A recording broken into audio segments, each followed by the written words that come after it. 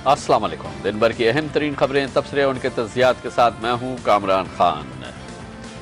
America में एक और चौंका देने वाला इंकशाफ हुआ है और गो कि ये पहली बार इस तरफ इशारा नहीं किया गया है, लेकिन इस दफ़ा की अहमियत यह है कि अमेरिकी कांग्रेस में अमेरिकी सेनेट की खारजा कमेटी की एक रिपोर्ट पेश की गई है जिसमें कहा गया है कि दिसंबर 2001 के लगभग अमेरिका ने दानिस्ता तौर पर आज के अपने दुश्मन नंबर 1 और उस वक्त 9/11 के सबसे अहम किरदार यानी उसामा बिन लादेन को फरार होने का मौका दिया। अमेरिकी फौज उसामा बिन लादेन को देख रही थी, अमेरिकी जासूसी निज़ाम उसामा बिन लादेन को देख रहा था। उसामा बिन लादेन और डॉक्टर अयमन अल जवारी अमेरिका की जद में थे, लेकिन उस वक्त अमेरिकी सेंट्रल कमांड को उस वक्त के अमेरिकी वजीर दिफा डोनाल्ड रम्सफेल्ड ने इजाज़त नहीं दी कि वो उसामा बिन लादेन और डॉक्टर अयमन अल जवारी को निशाना बनाएं, और यही वजह है कि डॉक्टर अयमन अल जवारी और उसामा बिन लादेन वहाँ से निकले और पाकिस्तान के बकौल अमरीकी सरकारी इदारों के और कांग्रेस की इस रिपोर्ट के पाकिस्तान के कबायली इलाकों में रूपोश हो गए। अमरीकी सेनेट की खारजा उमूर की कमेटी कहती है 16 दिसंबर 2001 के लगभग उसामा बिन लादेन और उनके ज़ाती मुहाफ़िज़ों का दस्ता बगैर किसी मुज़ाहमत के तोरा बोरा से निकलकर पाकिस्तान के कबायली इलाके में गायब हो गया। रिकॉर्ड में मौजूद मवाद के मुताले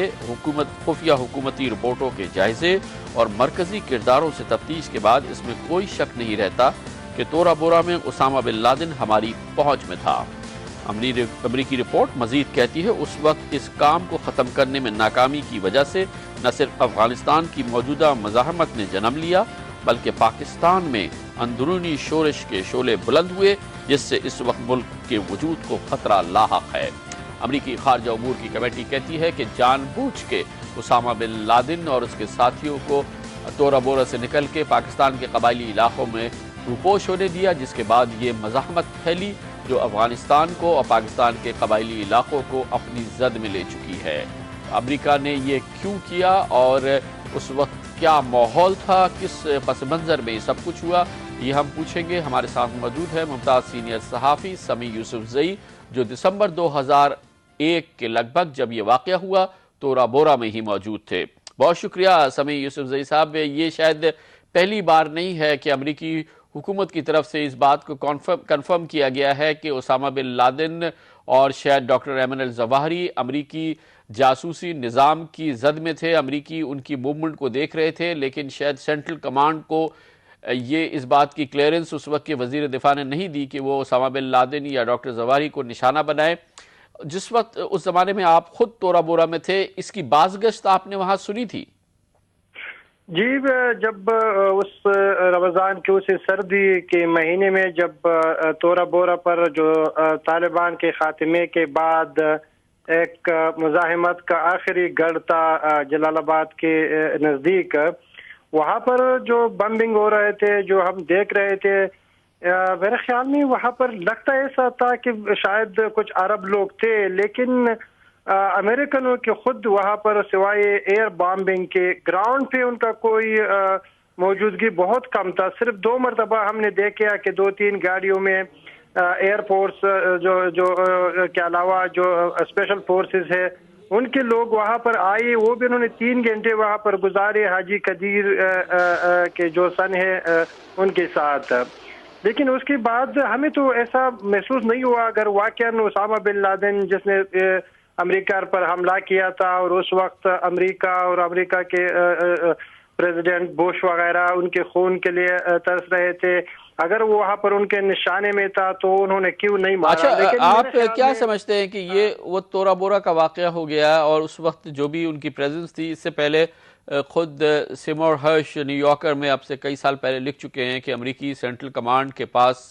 वो सर्वेलेंस के से देख रहे थे, बाकायदा उनके पास मूवमेंट की भी थी, बाकायदा उनके पास इसकी इत्तला थी और इसको डोनाल्ड रम्सफेल्ड के पास भेजा गया क्लियरेंस के लिए, लेकिन हमले की इत्तला नहीं मिली। लेकिन आप ये बताइए कि क्या ये मुमकिन है कि ये पूरा अमरीकी जासूसी निज़ाम, पूरा मगरिब का जासूसी निज़ाम, नेटो का, बरतानिया का, जब से 9/11 हुआ है उस वक्त से अब तक इनको उसामा बिन लादेन और डॉक्टर जवाहरी के बारे में कोई इत्तला, कोई क्लू, कोई सबूत नहीं मिला उनकी मौजूदगी के बारे में? नहीं, मेरे ख्याल में उसके बाद अभी तक कोई भी क्लू नहीं मिला, कोई भी उनको एक ऐसा कदम नहीं मिला जो वो समझते हैं कि शायद उसामा इस रास्ते पर चले गई है। और यहाँ तक मशहूर था कि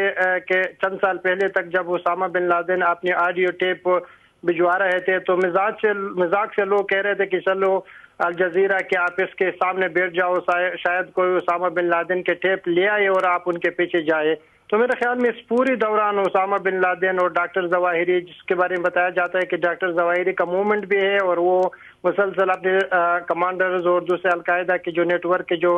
लीडर्स हैं उनके साथ राबिते में भी है, लेकिन उसके बावजूद ये एक बहुत बड़ा धचका है पूरी यूरोपियन इंटेलिजेंस के लिए, पूरी अमेरिका के लिए, कि अभी तक वो उसामा बिन लादेन का कोई क्लू उनको नहीं मिला, कोई उनको ऐसा रास्ता नजर नहीं आया कि जिस पर चलकर वो उसामा बिन लादेन तक पहुंच जाए। बहुत शुक्रिया जनाब, बहुत शुक्रिया। समी यूसुफजई हमारे साथ थे। अमेरिकी सेनेट में बाकायदा ये रिपोर्ट पेश की गई है कि दिसंबर 2001 के लगभग अमेरिका को उसामा बिन लादेन के बारे में मुस्तनद मालूमात थी, लेकिन उसको अटैक नहीं किया गया और उसामा बिन लादेन को ख़त्म करने की कोशिश नहीं की गई, बल्कि उन्हें पाकिस्तान के कबायली इलाकों की तरफ जाने दिया गया।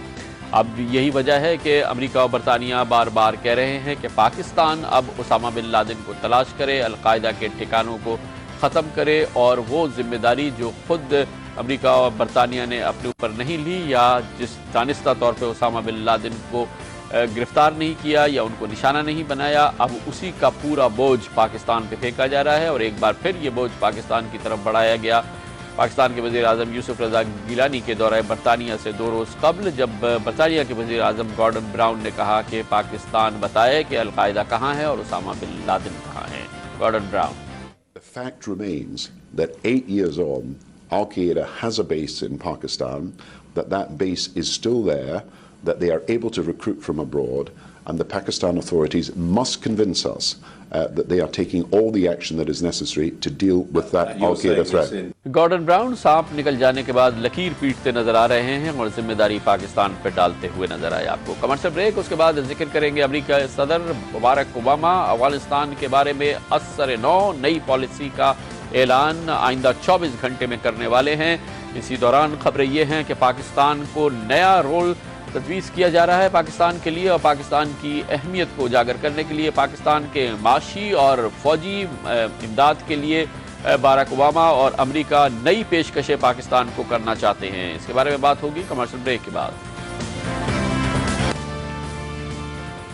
Welcome back. 2 माह के तवील अरसे पर मुहित रहने वाले सलाह मशवरे के बाद अमेरिका के सदर बराक ओबामा अफगानिस्तान के बारे में अपनी नई पॉलिसी का ऐलान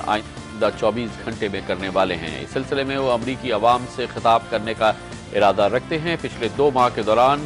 सदर बराक ओबामा ने अमरीका की फौजी और सियासी क़यादत के साथ तकरीबन 10 सेशंस किए जो घंटों पर कई घंटों पर मुहित थे। इसके अलावा पाकिस्तान और दूसरी कुव्वतों के साथ भी सलाह मशवरा किया गया। पाकिस्तान में हालिया हफ्तों के दौरान अमरीकी वज़ीर ख़ारजा हिलरी क्लिंटन, अमरीकी कौमी सलामती के मुशीर जनरल जेम्स जॉन्स और अमरीकी CIA के सरबराह लेवन पेनेटा पाकिस्तान आए और पाकिस्तान को अमरीकी जो इस वक्त माइंडसेट है उसके बारे में पाकिस्तान के क़यादत को बताया गया। अमरीकी सदर बराक ओबामा अफगानिस्तान के बारे में जिस पॉलिसी का ऐलान करने वाले हैं उसके लिए उन्होंने सलाह मशवरा उस वक्त शुरू किया जब अफगानिस्तान में अमरीकी फ़ौज के सरबराह ने अमरीकी सदर को एक SOS पैगाम भेजा और कहा कि तकरीबन 40,000 फ़ौजी अमरीकी अफवाज को अफगानिस्तान में ज़रूरत है और अमरीका अफगानिस्तान में अपनी फ़ौजी प्रेजेंस को तकरीबन 40,000 फ़ौजियों से बढ़ाए। सदर बराक ओबामा इस चीज़ को मानते नज़र नहीं आ रहे क्योंकि उन पर अंदरूनी दबाव है कि अमरीकी अफवाज को अब अफगानिस्तान से निकलने की बात करनी चाहिए। अफगानिस्तान में अमरीकी जो इस वक्त मुहिम जोई है या जो जंग है वो अमरीकी मईशत को क्रिपल कर रही है और इस सिलसिले में अमेरिकी आम्मा का दबाव सदर बराक ओबामा पर नुमाया है। सदर बराक ओबामा को इन दोनों सूरत हालों के बीच का कोई हल निकालना है, लेकिन इसी दौरान खबरें ये आई हैं कि अमेरिका ने इस बात को 100% मान लिया है कि ये सब कुछ सिर्फ और सिर्फ